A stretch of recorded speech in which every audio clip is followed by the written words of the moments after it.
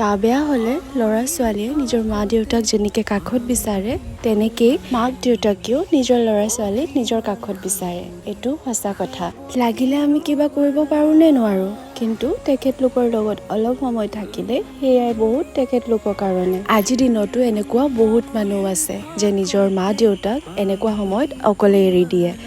এবাৰো এইটো কথা ভাবিবলৈ চিন্তা নকৰে যে তেখেতলোকৰ কাৰণেহে ইমান ধুনীয়া এখন সংসাৰ দেখিবলৈ পাইছে। কালি ৰাতিয়ে খবৰ পালোঁ যে মাৰ গা একেবাৰে ভাল নহয়, সেইবাবে ৰাতিপুৱাই ওলাই আহিলোঁ তেজপুৰ যাবলৈ। এতিয়া আপোনালোকে কিছুমানে ক'ব যে ইমান ফূৰ্তিত কেনেকৈ গৈছোঁ।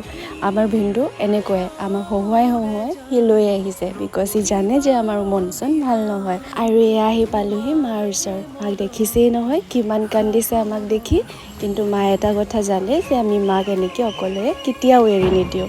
আৰু এয়া ৰাতিলৈ মাক চেকআপত লৈ গ'লোঁ, আজিলৈ আহিছোঁ, কাইলৈ